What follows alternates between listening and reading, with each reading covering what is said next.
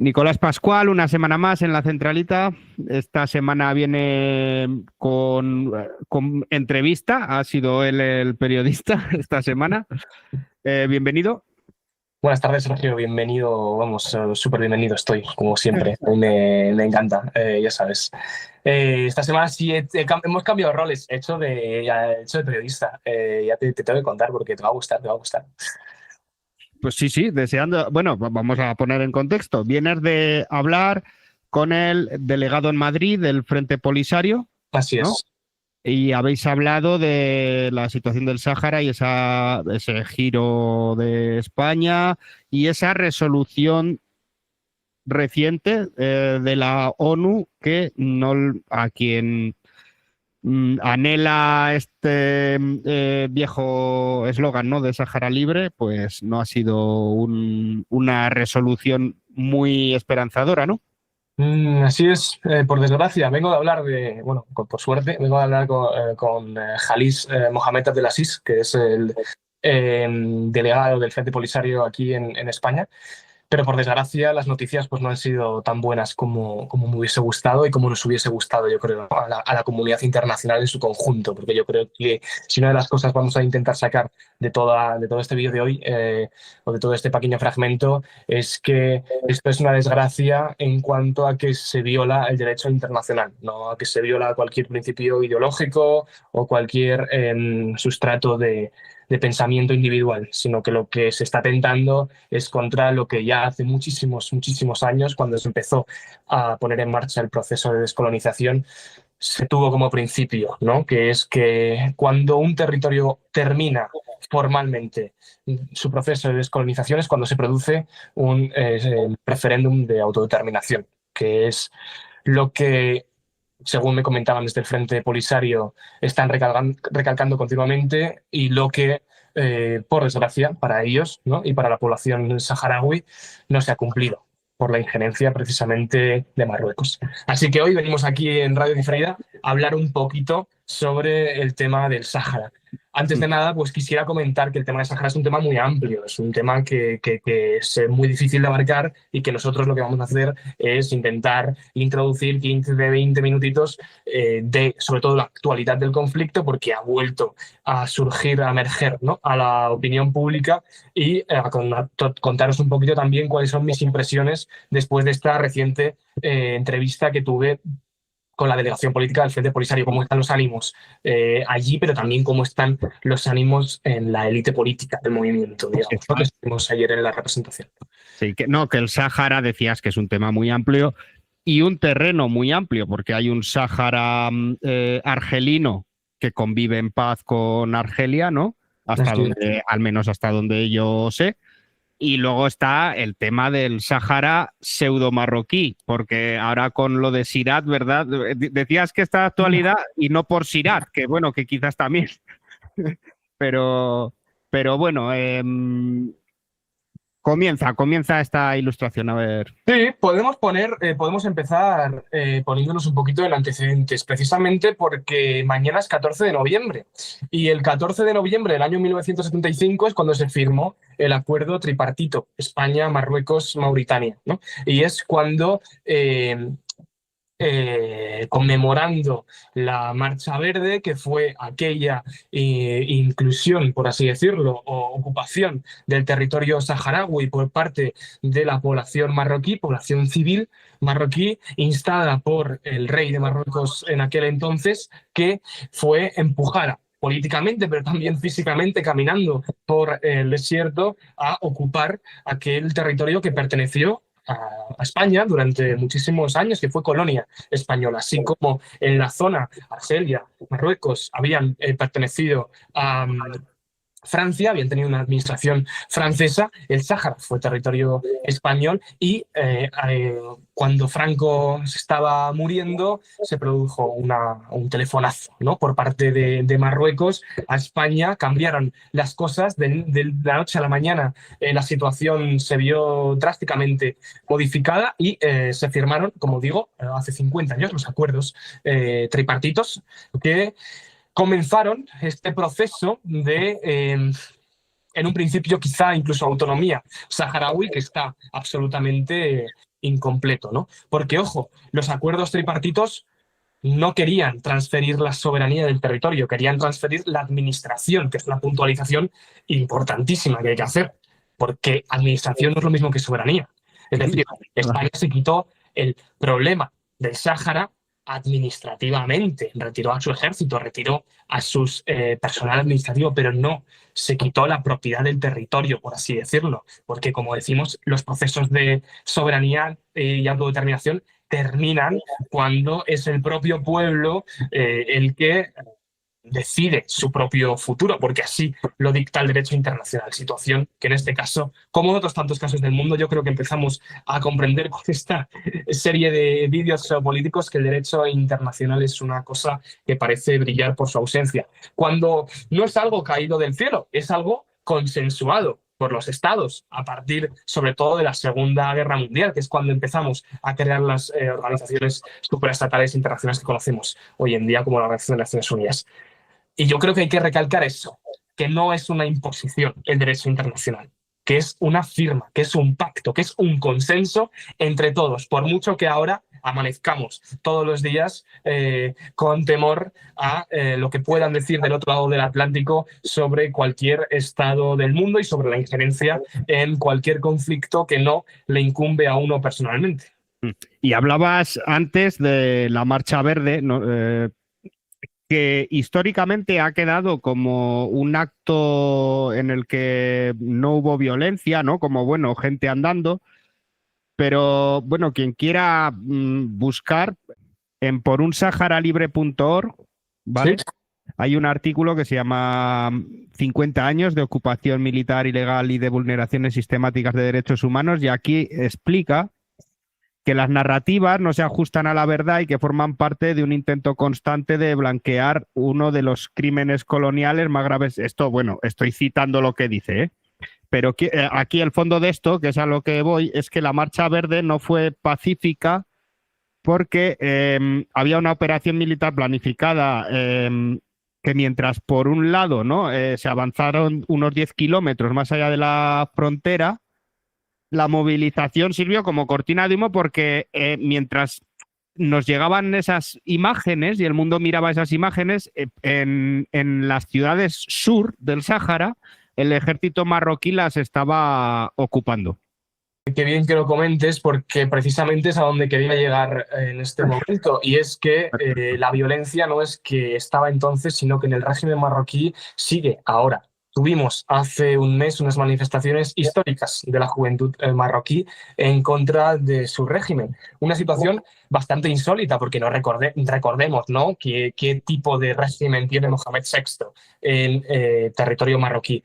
Porque recordemos también que Mohamed VI no es un rey más, sino que es que además es rey en cuanto a que dicta la doctrina religiosa. O sea, tiene unos poderes que se asocian mucho más con el antiguo régimen que con el régimen contemporáneo y con la edad contemporánea. Es algo que nos recuerda mucho más al rey Sol, allí por Francia antes de la Revolución Francesa, que a lo que son los monarcas en la actualidad, como el propio Felipe VI, que no seré yo defensor, ¿no?, de su legitimidad, pero que sin embargo a cuestiones reales y pragmáticas no tiene absolutamente nada que ver. Quien reina pero no gobierna, a quien reina gobierna y además dicta sobre tu propia fe. Porque claro, se habla mucho de las similitudes supuestas culturales entre marroquíes y saharauis, pero que es que, como os comentaban ayer, si prácticamente uno de los pocos puntos que tenemos en común es la religión, incluso en nuestra fe somos distintos, porque el Islam es una religión que promueve, al igual que los protestantes, la conexión directa entre individuo y todopoderoso, ¿no?, sin intermediación de por medio.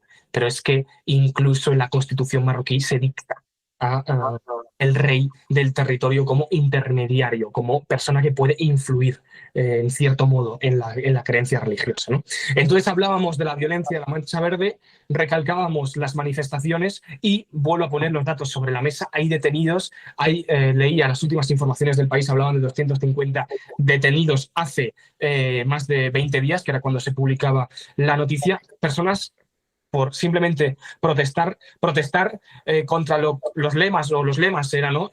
Más hospitales y menos mundial, como Marruecos y este mundial de fútbol que va a acoger ha generado o ha despertado en la población un claro sentimiento de enfado, ¿no? Y cómo el régimen ha respondido de forma absolutamente represiva, con penas que hasta alcanzan los 15 años. 15 años por manifestarse, pero que se quedan cortas en cuanto los comparamos con los ciudadanos de segundo, los ciudadanos de tercera, que son los ciudadanos del Sáhara Occidental, a los que día sí día también se les condena hasta apenas de cadena perpetua en muchas ocasiones por protestar en contra de la ocupación ilegal y por protestar también contra un muro de 2.700 kilómetros que divide el territorio, que está minado, que es peligroso, que tiene posicionamientos militares marroquíes en muchos puntos estratégicos y que es una cuestión muy peliaguda también, ¿no? Porque no deja de ser, como decimos, ilegal con el derecho internacional, que es algo que tenemos que recalcar. Entonces venimos de un proceso de descolonización pantanoso, por así decirlo, venimos de una herencia española clara, pero que se ha querido lavar las manos con el problema, ¿no? Apartar un problema probablemente también muy motivado por cuando surge este problema, y es cuando el régimen franquista se está descomponiendo, está Franco a punto de fallecer porque se firman todas las cosas los mismos días. Entonces yo creo también que eso condiciona, ¿no?, históricamente mucho el desenlace del problema en ese momento. Lo que pasa es que eso es entendible entonces, pero no ahora, cuando se puede llevar las cosas por vías diplomáticas, ¿no?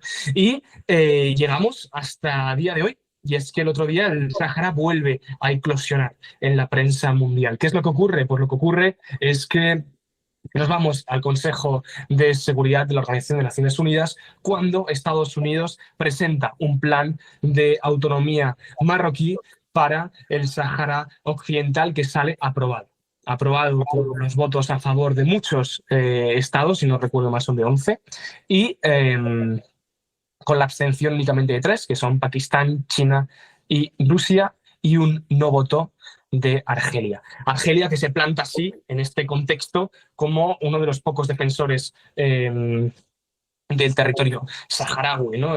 Hablábamos en la delegación ayer, les preguntábamos por la cuestión de Argelia y nos repetían otra vez más, cómo Argelia fue de esos pocos países solidarios con la cuestión del Sahara y cómo los campamentos de refugiados, como bien decías tú, conviven en total armonía con el territorio argelino. Tenemos ahí, por ejemplo, el caso de Tinduf, que es uno de los centros cardinales, ¿no?, de los epicentros del problema saharaui. Entonces, claro, vemos cómo esto supone un varapalo para la población saharaui y un éxito para la población marroquí. Está claro que lo que se aprobó en el Consejo no fue la propuesta inicial de Estados Unidos, hubo enmiendas, se tuvo que recular un poco, tampoco fue el escenario ideal de Marruecos, pero seamos claros, tampoco fue el escenario ideal del Sáhara, ¿no? Porque no se menciona explícitamente el referéndum como la única vía, porque se empieza a... Siempre Naciones Unidas han sido claras con este tema. Empezamos a ver un poco más de ambigüedad. No es que se le dé la autonomía a Marruecos para gestionar este conflicto ya sola, pero sí que se le empieza a aceptar más su postura, se empieza a dejar un tanto de lado el otro prisma, la otra cara del problema, y vemos cómo en Rabat era celebrado con bocinazos en las calles, como dictan las crónicas el otro día, como si de un partido de fútbol victorioso se tratase, y había un silencio claro en la comunidad saharaui, que fue respondido con alguna nota de prensa breve del Frente Polisario, en las que, pues bueno, tampoco querían ver el problema como algo negro, como algo que condicionase mucho su lucha, sino que se seguían abrazando, seguían manteniendo esa parte de la resolución que sí que apostaba por la vía de la negociación, por la vía del acuerdo entre las dos partes, y que dicen, claro, si esto establece que tiene que haber un acuerdo entre dos partes y nuestra única premisa es que se vote, que se vote, que la población saharaui pueda decidir qué hacer con su futuro, porque como nos decían ayer, igual da que en esa votación haya 10.000 propuestas. Que sea pertenecer a Marruecos, pertenecer con más autonomía, pertenecer con menos autonomía, pertenecer con su o nuestra administración, da igual las propuestas que haya, con que haya una sola que especifique la independencia del territorio saharaui, el Frente Polisario y, por tanto, el Sáhara Occidental en su representación institucional votará a favor de esa resolución. Entonces, aún no se abrazan, aún no cala el pesimismo, está claro, se abrazan a ese también carácter resiliente de la población saharaui que intentan poner en práctica día sí, día también. Y nos dicen, ¿no? Llevamos 50 años con el problema, seguimos resistiendo, ¿por qué no lo vamos a hacer en este momento? Esto es un poco lo que se nos contaba ayer con respecto a esta situación. A mí de esto está claro que me preocupa la realpolitik, de nuevo, ¿no? Cómo Estados Unidos se planta como un actor que yo creo que podríamos analizar como quizá no quiera solucionar problemas, sino que quiere imponer soluciones, pero imponer soluciones que no están basadas en solucionar el problema, sino en ponerle una pequeña tirita a una hemorragia que probablemente no se cure con un pequeño vendaje, sino con un analgésico, con un antibiótico o con una pastilla que vaya mucho más a la raíz del problema, a la cuestión endémica del mismo. Porque lo veíamos hace un mes cuando hablábamos sobre la propuesta de los 20 puntos de Estados Unidos para la Franja de Gaza. La autodeterminación y el poder propio del propio territorio se mencionaba en el punto 19 de 20. Es decir, no hablábamos de Estado palestino hasta el final de la propia resolución. Todo lo que había antes era la administración del señor Trump, bajo el mandato del señor Trump, este comité tecnocrático y apolítico palestino. Pues yo creo que pasa un poco lo mismo con esta situación. ¿Qué viabilidad futura para la estabilidad de Oriente Medio tiene el plan de autonomía o el plan de paz en Gaza del señor Donald Trump? Probablemente poco. ¿Estará ya Tony Blair en un notario poniendo Claro. su nombre, ¿sabes? Si es que eso parece mentira, parece mentira. Claro, pues yo creo que un poco así, ¿no? La situación es un poco la actual. Yo creo o intento intuir que Estados Unidos quiere colgarse de nuevo la medalla de problema resuelto, con todas las comillas que puedan caber en esta pequeña pantalla, pero no deja de ser, yo creo, si leemos entre líneas, tirita colocada. Es decir, titular en la prensa internacional que también nos vende la situación como absolutamente dramática para el Sáhara. Tampoco es así, porque si nosotros vamos a la resolución, se insta a que la solución tiene que ser acordada, se insta a las resoluciones anteriores, y las resoluciones anteriores no hacen más también que yo creo que recalcar con lo que empezaba comentando, y es el derecho internacional, y es que el proceso de descolonización termina única y exclusivamente cuando el pueblo decide. Y así es como tiene que ocurrir y así es como se ha dicho anteriormente, ¿no? Lo que pasa que a mí aquí me preocupa una cuestión que yo creo que es muy interesante de abordar, y es que como españoles, ¿qué está haciendo nuestro gobierno con la cuestión saharaui? Porque solo tenemos que ir a la Filmoteca Nacional y a la Hemeroteca para ver cómo era Felipe González quien iba a hacer mítines al Sáhara, a decir tranquilos, tranquilos, volveréis a ser parte nuestra, volveréis a formar parte, ¿no? Vemos también cómo el propio rey emérito fue a Layún días antes de la celebración de todos estos acuerdos que estamos comentando para prometer a la población saharaui, al mismo tiempo que 3-4 días después empezaron a retirarse los soldados, ¿no? Vemos, yo creo que una continua hipocresía, ¿por qué no?, con el conflicto. A mí me cabrea personalmente porque siento que, y así se lo trasladaba ayer a esta persona, siento que el problema del Sáhara es una pelota caliente que pasa de mano en mano, de partido en partido. Parece que cuando uno está en la oposición se vuelve pro-saharaui, pero yo no sé lo que ocurre cuando una persona llega al gobierno, que olvida absolutamente todo lo que ha dicho al respecto. Y esto se plasma por primera vez en el gobierno más progresista de la historia en aquella carta de Pedro Sánchez bochornosa, que publicaba además antes que España la prensa marroquí. Una carta en la que Pedro Sánchez hacía un poco lo que el otro día Naciones Unidas aprobaba. Hacía un poco lo que le mandó el rey de Marruecos bajo la amenaza de soltar el grifo de la inmigración. Es que, vamos, no nos engañemos, ¿no? O sea... Exactamente, exactamente. Pero claro, ¿hasta qué punto, y es un poco a donde quería llegar, hasta qué punto esto es respetable? O no sé si respetable, es que no sé qué adjetivo se me ocurre, hasta qué punto esto es normal, en el sentido en el que un Estado se tenga que sucumbir a los intereses de otro. Absolutamente, pero absolutamente. Porque, como decía, no se nos pueden escapar los pequeños matices. Y los pequeños matices es que esta carta que publica Pedro Sánchez no la publica el gobierno de España. Sale a la prensa por la prensa marroquí. Una carta firmada por el gobierno español. Entonces, incluso antes de difundirlo en nuestros propios canales, los difunde la prensa externa del gobierno marroquí. O sea, ¿a dónde pero porque era el interesado, pero ahí se ve. A ver, creo que ahí esos actos nos dicen lo que no nos dice nuestro gobierno. Totalmente, totalmente, totalmente. ¿Cómo hemos podido caer de una forma tan poco seria, con un desprestigio tan grande? Porque no creo que esto suponga más que sucumbir, como digo, a otra potencia, no cooperar con la misma, no dialogar. Porque ¿qué ocurre? ¿Cómo trata los conflictos, no? Marruecos, imponiendo, diciendo, o firmas esto o abro la valla. Y tienes un problema migratorio grande. Pero esto no es diplomacia, esto es imposición. Esto es la misma forma de proceder que han tenido durante años y años y años, tiempos atrás, los imperios. O haces esto, o llevo los buques o los acerco a tu costa. O haces esto, o ocupo tu territorio.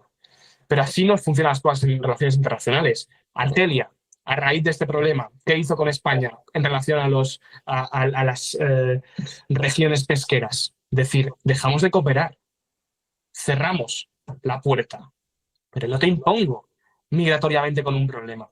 Es que eso no es que eso no es diplomacia.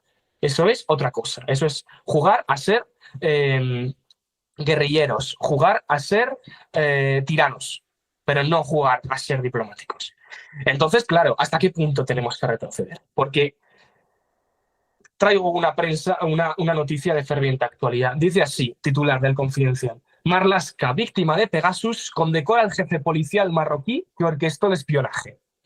El ministro del Interior impone la Gran Cruz del Mérito de la Guardia Civil a Hamouchi, responsable de la agencia de inteligencia que recorrió al malware israelí para espiar a 4 miembros del gobierno español, ministros de Exterior, de Defensa, de Interior y presidente del gobierno, si no me acuerdo. Si no recuerdo. Marlaska otra vez, ¿eh?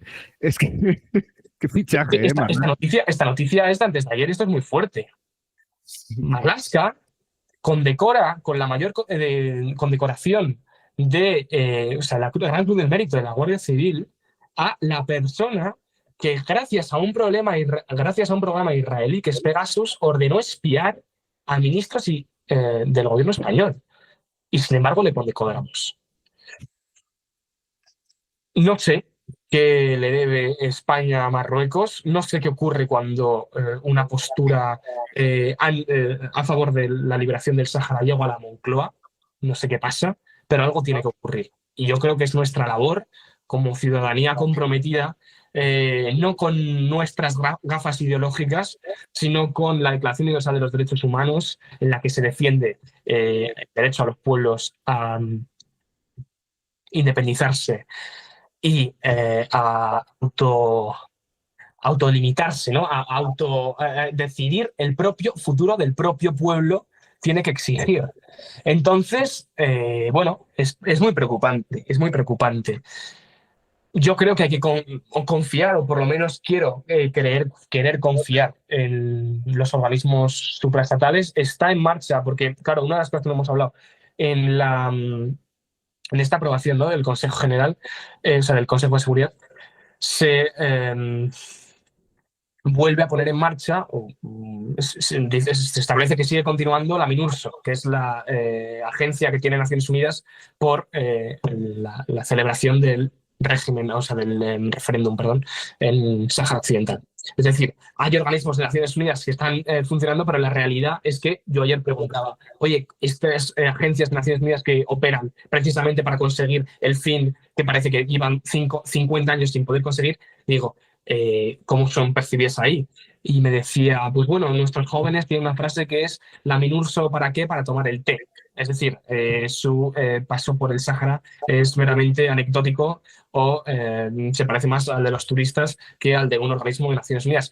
No por la propia MINURSO en sí, sino por la falta de medios, la falta de confianza en la celebración de las elecciones por parte de las potencias de la zona. Porque esto es una cosa de potencias. Es cuando seguramente vayan sabiendo que no, que es todo posture, o sea, que no va a servir de nada, no sé. Exacto. Al final, las cosas, es como has dicho, ¿no? Se ha convertido en un asunto que nadie quiere arreglar y nosotros como país vecino y potencia, digamos, antaño colonizadora, estamos ahora mismo al servicio de quien quiere oprimir a ese pueblo. Y quien además nos crea problemas serios, quien además no respeta los derechos humanos, no respeta los derechos de las personas migrantes, que no es el pueblo de Marruecos, sino que es el régimen que tiene. Ojo, no caigamos tampoco en tópicos racistas. Entonces, es que España tiene 3 responsabilidades. Clara, una responsabilidad histórica, la hemos definido al principio del problema, una responsabilidad jurídica, la estableció Naciones Unidas, y una responsabilidad moral. Y es que estas personas han tenido DNI español hasta hace no tanto. Estas personas saben hablar español perfectamente. Estas personas tienen un programa que se llama Vacaciones en Paz, que consiste en venir en verano a cientos de familias españolas, niños saharauis, para integrarse en la comunidad española, para seguir expandiendo el español, para curarse enfermedades que en el Sáhara serían mortales y aquí, a base de medicamentos básicos y atención médica muy básica, son absolutamente erradicadas. Entonces, no olvidemos las 3 responsabilidades, la histórica, la jurídica y la moral, y reflexionemos un poco más sobre la moral, porque el Sáhara, la cuestión del Sáhara, tiene una solidaridad por toda la geografía española importantísima. Y Vacaciones en Paz, por ejemplo, es la demostración de que ellos no quieren perder la vinculación con el idioma, no quieren perder la vinculación con el territorio, pero sobre todo quieren definirse a sí mismos. Y yo creo que es un derecho básico que por medio del voto democrático, pues qué menos que luchemos por intentar conseguirlo. Así que cada pueblo dicte su futuro como crea que mejor le convenga y procuremos hacer cumplir lo pactado, lo acordado, lo que no se nos ha impuesto, como decíamos al principio del programa, sino que consensuamos hace unos cuantos años. Pues Nicolás Pascual, excelente intervención la de hoy. Como casi siempre o como siempre, pero bueno, por resaltar esta labor que hay detrás de lo que has hecho, vaya. Pues muchas gracias, Sergio. A ti. Pues hablamos la semana que viene. Chao. Venga, chao.